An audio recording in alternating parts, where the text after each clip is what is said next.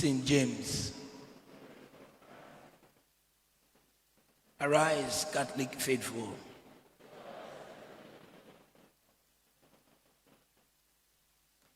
My dear brothers and sisters, we are in the 22nd Sunday of Ordinary Time.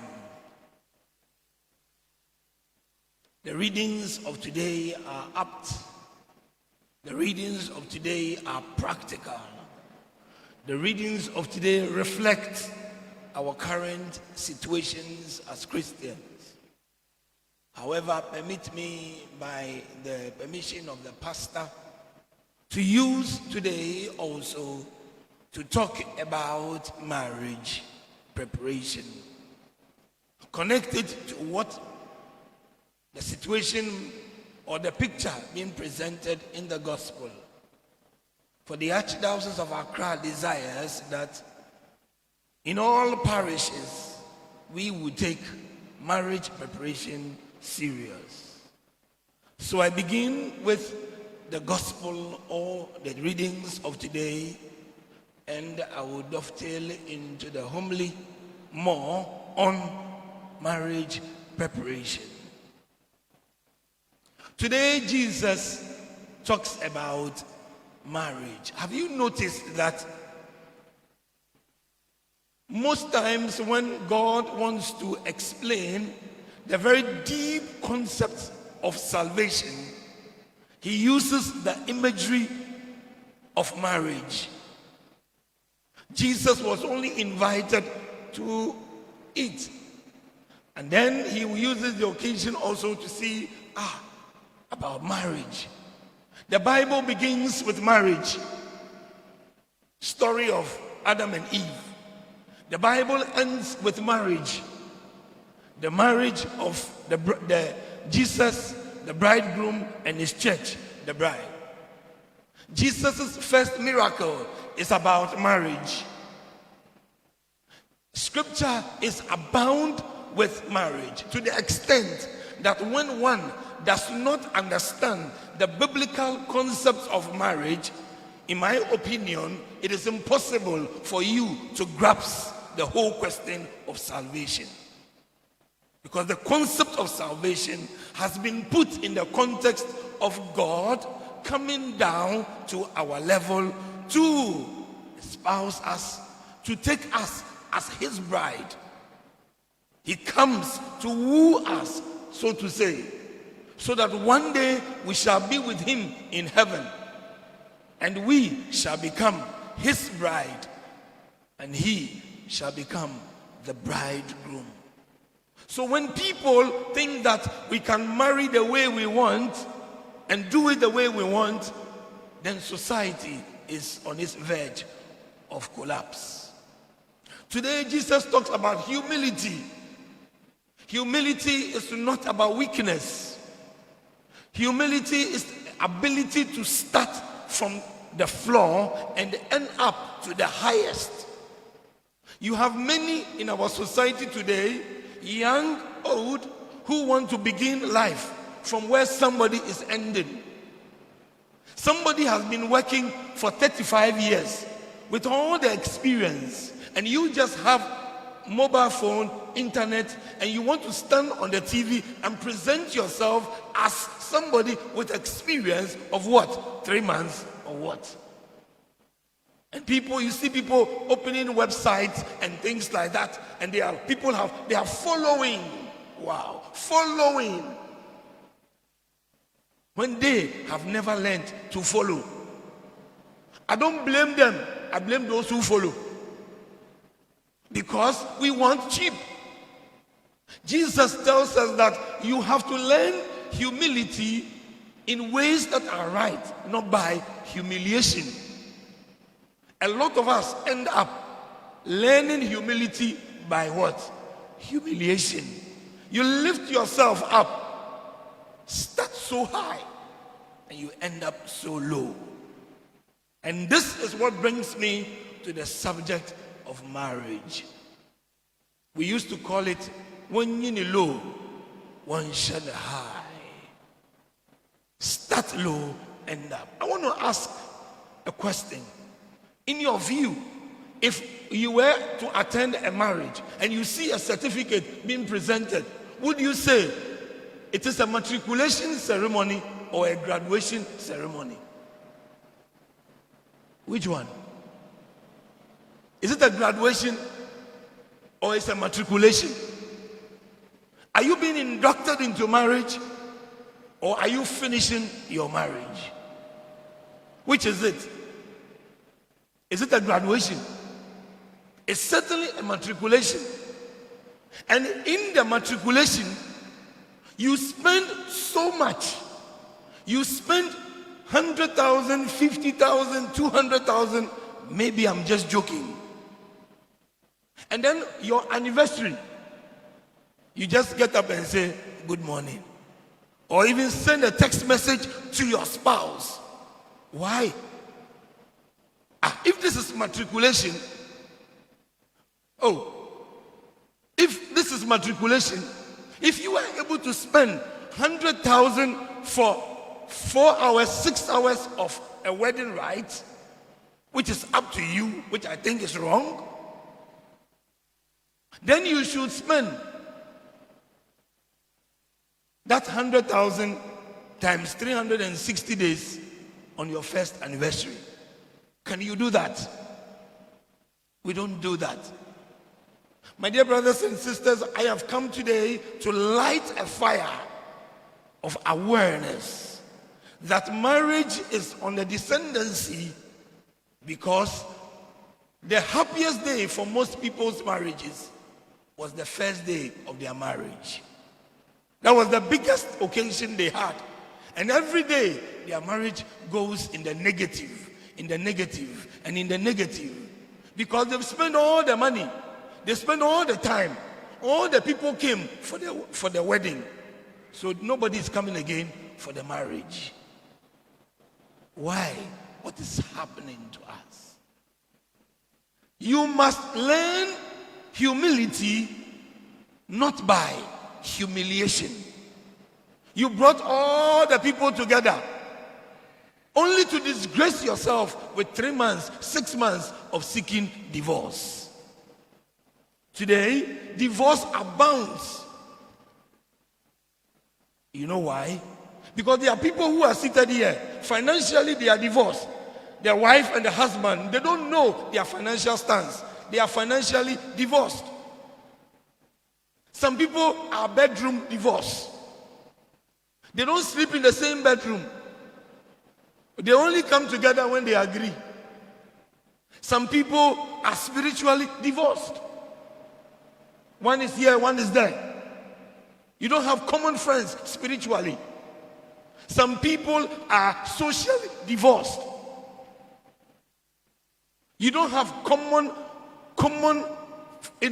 play things. You don't have reference. You know what is beautiful about a friend is that you just say, Charlie, do you remember the other guys? We just say, you just provide. Today, couples don't have common experiences together.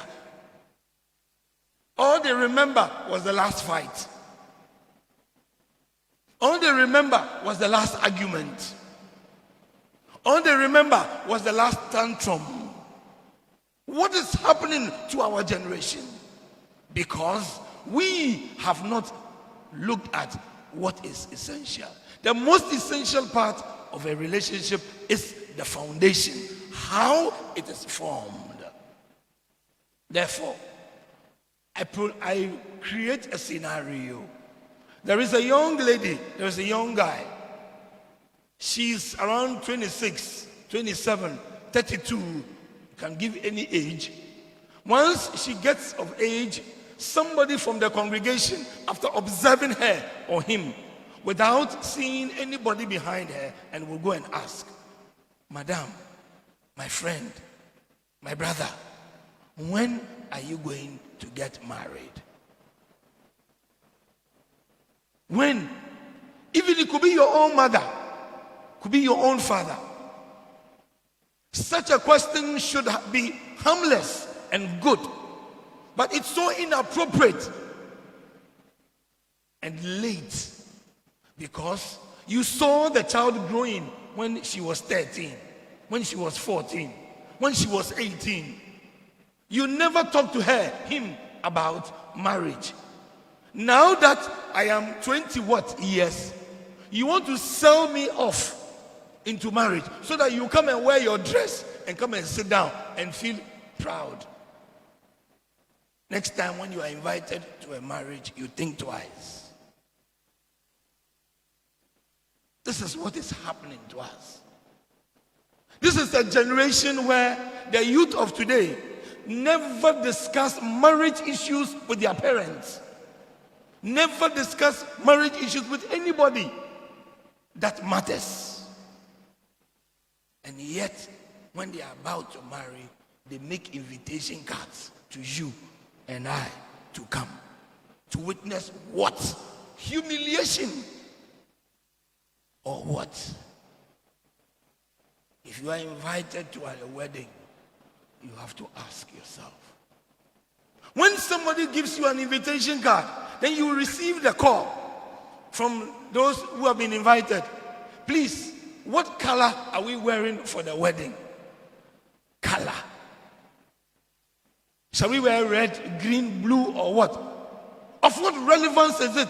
You never got on your knees to pray for that couple 1 minute. You come and dress and sit there. Even parents never sit down, hold the hands of their children and pray for them. This is a situation where young people are marrying. You will never find or hardly find the parents of those to be having tea time, breakfast, supper, talking about their children. The only time they will meet is on the day of the traditional marriage, or the day. And the next time they will meet will be when? On the wedding. And the next time they will meet will be when they are thinking of divorce. Wow. This is a generation. How is it possible that a young girl of a young boy who is sitting there does not know the list, the wedding, the marriage customary list? The first time he or she will know about it is when he is already in love.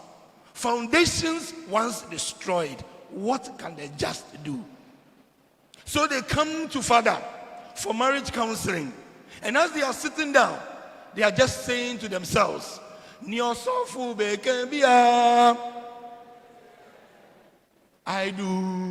do. You just say, I do. Father, you are wasting time. We are in love. You are in love. When you are not married, you say love is blind. But the moment you marry, you say, hey, marriage heals blindness.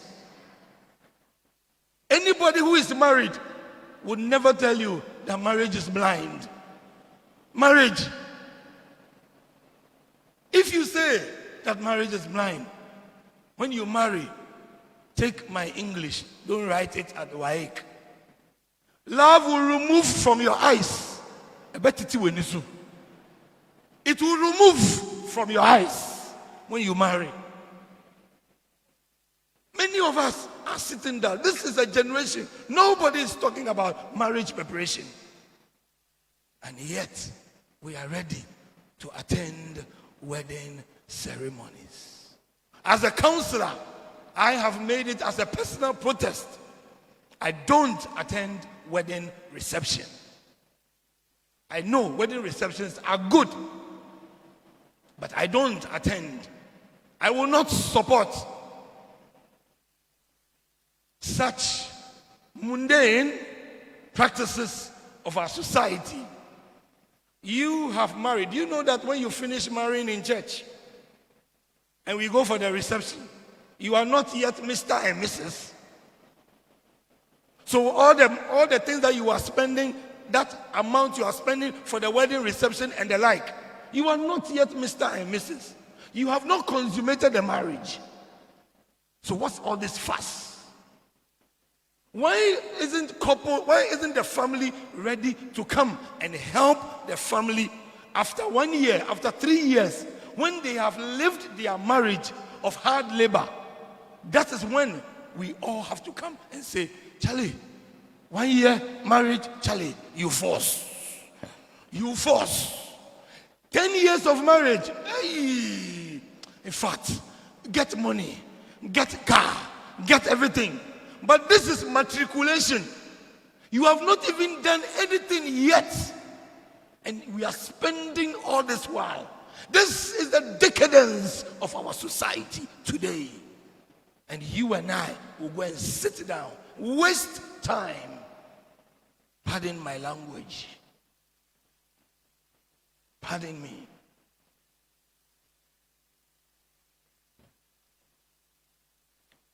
Apart from a year of my priesthood, I have spent about 23 years in the marriage tribunal. All my priesthood, just about a year or two that I haven't been there. Cases are increasing. And it's about time we moved into the parishes to speak about prevention better than cure. I don't want to meet you there. I don't want to meet you in the tribunal. I want to meet you at your anniversaries. Much as I was protesting against wedding reception, people call me for wedding anniversaries and I ran to attend because hard labor deserves congratulations. It deserves true congratulations. One day, as a parish priest of Nima, the holy city of Nima, I used to have one of my sons, Masava, my son, who was one of them. And at Nima, we decided to plant trees outside the church. We planted the trees. When I instructed them, I left for a program. By the time I came back in the afternoon, I met them, having dug one set of holes to the right, very huge, spacious ones. They put grass in there, and they had just started the one to the right. Then I called them and I asked them, what are you doing? Why? What are we going to plant in there? Tree or tree? Why have you dug such a big hole for a tree? I scolded them. And so they dug a very minimal, space hole for the tree. Fortunately or unfortunately, I stayed at Nima for a while. So I saw after 6 months, 1 year, the trees growing before my very eyes. The ones to the left that had a big hole were flourishing and growing up like that. The ones to the right had become chingelenge. And every day when I go out of the church and I'm coming back, I see the tree. Nobody talks to me. I don't even know whether he would remember. But the guilt haunted me for years, at least for months, until one day ADB said they would take the portion at the right for their banking hall. And they will use the place where the trees are for car park. And then I said, praise be to Jesus Christ. My shame and guilt has been covered by ADB. God bless you.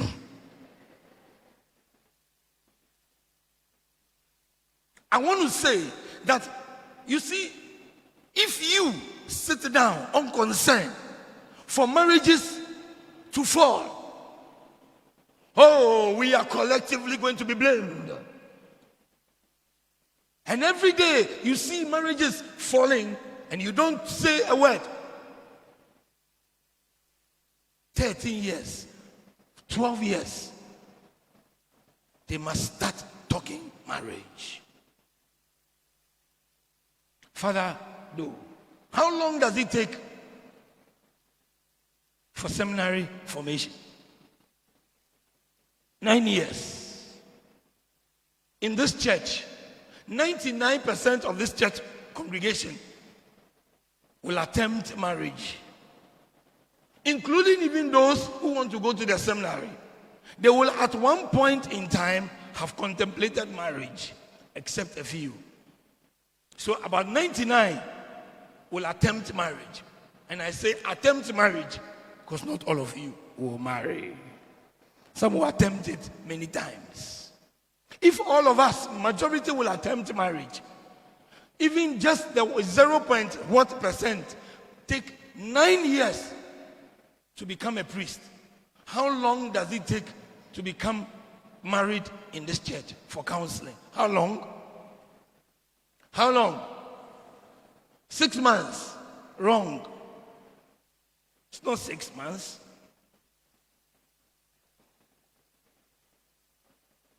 The church says a minimum of 6 months. The church says what? A minimum of what? But you see, because everybody is in a hurry, they want to take the minimal. And so we have become lower achievers. And we shall have the low results. A minimum of 6 months. Now, help me do some mathematics, please. I see some counselors here. How often do you have the counseling in the week? Once. How long does it take a usual counseling? 2 hours. So every week you do what? 2 hours. And you have 4 weeks in a month. So how many hours? How many? 6 or 8? 8. And you have how many months? 6 months. 6 times 8. Don't look, don't go to your phone. Go. It's what? 48 hours. That means that help me see the reality. Help me see the reality. That means that the number of hours that today's Christian is using for marriage is equivalent to what? But you say it is what? Because you want to help yourself feel good. In between that, you don't learn anything. Then you come after some time and you come and tell us, hey, my father didn't tell me the truth when things are hard. My mother didn't tell me the truth. Then I'll be sitting at the tribunal and I tell you, we were always telling you the truth. You were telling us that you are in love. Now the love is removing from your eyes. And there's where you are. Hey, this is serious. It is serious. I have come not to sell a book. I have come to sell a change of mind. That we need to prepare ourselves. If I were to convert this church to a parliamentarian, and all you members are what? The members of parliament. Please respond and tell me yo, if you are here. Oh, this is the parliament. Are these the opposition or what? Honorable members, if you feel that you are in parliament, say yo. Oh, now I feel that we are in church. This is the Parliament of St. James. Today we are having an interview. The interview is that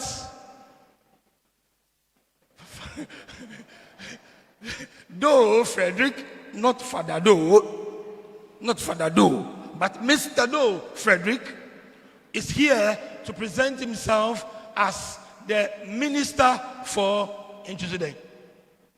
Minister for Finance. Minister for Finance. Or what? Agric. Whatever. Now, Minister, you are here. Members of Parliament, are you there? No, yo. Good. Now, this man has come here, Mr. Doe. He's seeking to be nominated for as the minister for choose. Okay, finance. I hear the finance more. Okay. Now, minister, who did you come with? Oh, I came with these people here. You see here, these are the chiefs of my hometown. These are my grandchildren. These are my wives. These are my this. Oh, minister, you came well prepared. Minister, please, do you know the Constitution of Ghana? He says, huh? Minister, please, can you recite the pledge? He says, I have heard about it, but I don't know it. Minister, what word? Give me a full phrase in the national anthem. He says, can you play it for me to sing along? Now, honorable members, it is time for us to vote. We want to vote for this minister. Are you, all those in favor of his being nominated to Minister of what? Finance. Raise your hand. All those against him, raise your hand. Now we'll raise. Okay. Now, let's turn it around. On the day of the wedding, or before, this couple come to me and they want to marry. Then I ask them, you, adult as you are, who know everything about this world, give me one quotation about marriage in the Bible. Hey, Father. Father, why? You want to trick us? Do you know that the Catholic Church has a constitution about marriage? He says, Father. Then I asked the minister, why do you want to be finance minister? Oh, I love the job. Since I was born, my father always said that you'll be a good minister. The same way, this guy is standing in front of us. Why do you want to marry? We are in love. You are in love. That's why you want to marry. My dear friends, it is serious. I give you one last example that happened not too long ago. A young girl of 9 years goes to her mother and says to her mother, Mama, please, what is sexual intercourse? The mother was like, who told this girl that? He says, who told you? He says, Mama, don't you know? Then the mother was in shock. She couldn't find words. Then the little girl said to the mother, Ma, if you don't know, let me look for it on Google so that you explain it to me. I am telling you what has happened. So the mother explained in panicky voice. Then when the girl finished, he asked, so Mama, so you and Daddy, do you engage in that? The girl was like, the mother was, something is wrong. Something is wrong. Somebody is spoiling my child. And he said, why are you asking that? And he says, I want to know so that when I'm coming to your bedroom, I will knock. Is the girl naughty? Is the girl naughty? She wants to respect that. She has come to see that this is not her space. She wants to knock. It didn't end there.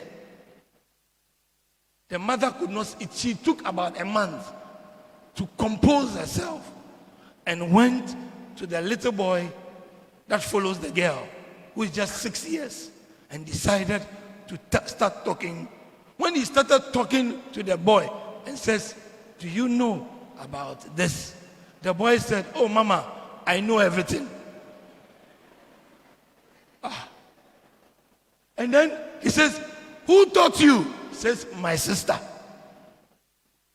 9-year-old is teaching 6-year-old in the house. When you, as parents, are sitting down, I rest my case. Sit there. Sit down. 9-year-old is teaching a 6-year-old boy about sexual intercourse. And we are sitting down. I have come to light a fire. that we have. If I am a young girl and I have broken heart, who do I go to in this church? Who do I go to? The fire I am about to light is from the archdiocese. It says that in every church, you should establish what we call remote marriage preparation, where young people, as young as 7 years upwards, begin to talk on their level, relationships and issues. Because if you don't tell them, there's not a mistake that people go to Google when they must go to God. It is not a mistake in that connection. It is to God we must go to, not just to Google. This is what I have come to do. We need counselors to help us train our young people way before they get to the stage of being in love. Because it is very difficult to teach an old dog a new trick. Very difficult. Our generation is in jeopardy if all of us don't join in this fight. Remote marriage preparation is where young people, even old people, who are not necessarily thinking of marriage tomorrow, constantly renew their understanding, theologies of marriage before they come and stand here as minister for marriage. You want to be a minister of marriage and train children and train children because God will give you. Meanwhile, you know, it's the truth. Most people, pregnancy happens. Let me just ask you a rhetorical question. How many of you ever went through a serious or even 1 week training on parenting before you had your child? It's rhetorical. You know. You know. So what training are you giving them? Like that. And children, they are all different. Number 2, the first fire is to establish remote marriage preparation in all parishes, especially St. James. Number 2, proximate marriage counseling, which you call 6 months, but I call what? It says minimum. That's what you like. Take it. Be a minimalist. 6 months. After you finish the 6 months, it is presumed that it is only after 6 months that you will begin to think about the date. I see my children here. When the Akuko will die, and the Akuko has not died, it is what? It's what? I will say it louder. The children, since the summer camp, have learned a mantra. They say that when Akuko will die, and Akuko has not died, it's not yet what? Akuko die. When you are going for counseling, you are not a couple. Don't start doing couple things. Don't start choosing the date. You don't even know whether you will marry.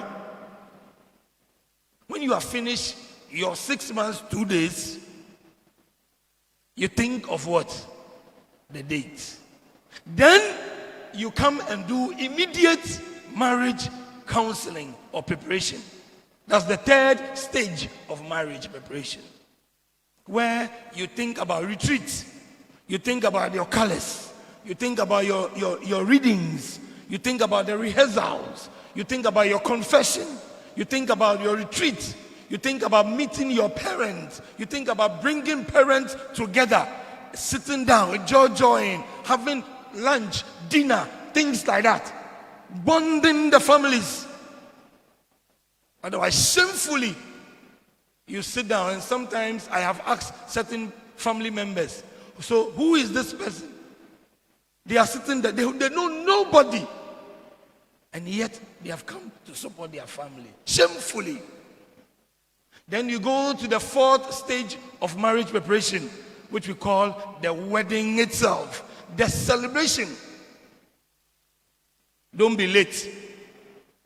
Don't wear any revealing dress. It shows your inside. Action speaks what? You want to marry. I assisted in a marriage about 6 months ago, when the woman wore her dress. Anytime she moved her body, the thing was going down. Anytime she moved her body, the thing was going down. Now I saw that, in fact, as I was standing there was too much revelation going on, but not from God. Are you with me? So I just had to say, you know what, choir, give us a song. Give us a song. The choir started singing. Then I got the couple, stood at their back. First of all, I got the maid of honor. And I said, if you don't dress her well and put some pin and push it well, what I will do to you today, eh? So I went to stand, I put them at my back, and then we started singing and praising God. Then I'll ask them, where we are now, have you finished? And when they finished, they tapped me. They said, amen, everybody. Then I came to stand in front of them. I said, shall we continue? Because I was having revelations, but not from God. And it was confusing my senses.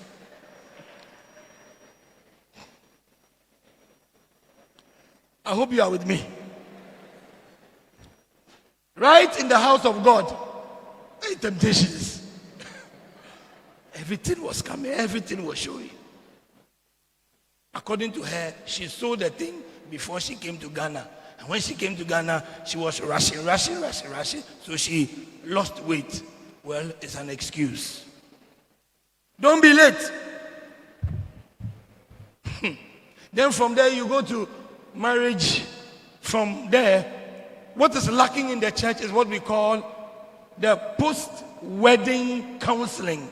Not post-marriage counseling, but what? Post-wedding counseling. Post-marriage means the marriage has ended. Like a post-mortem. Post-wedding. Many couples are here. You've been married for 10 years. You've been married for 20 years. You don't go for any updating. Even your mobile phone, if you don't update it for 3 weeks, for 1 month, for 6 weeks, for 6 months, what will happen to your mobile phone? Outdated marriage principles is what we are using. And yet, you call yourself Mr. and Mrs. and you don't add outmoded. Add outmoded. You must update yourselves. Then we have what we call post-marriage counseling. For people whose marriage is ended. How can marriage end? By death. They are widows. They are widowers. They are divorcees. There's even what we call grass widows. Grass widow. People who are not properly divorced, but they live like they are divorced. They are grass, soft widows. As if the husband is dead. Then we have the last one we call marriage and family life counseling. My dear friends, who will answer this call? We live in a church and we spend so much money on other things. But where 99% of us will come from and will determine. You have become like Father Raymond, talking to the master's because you have post. Why are you wasting time with the whole? You will see before your eyes what your neglect has caused. I speak to every heart that is here as a church. Indulge me today, because marriage is our foundation. Can you imagine if we want to have a crusade of healing? Do you know the number of people who will come? Let us have a night of marriage counseling. You will sit in the house. How can you be healed when you are living in a broken, toxic relationship? They said to the wise, it is enough to speak in parable.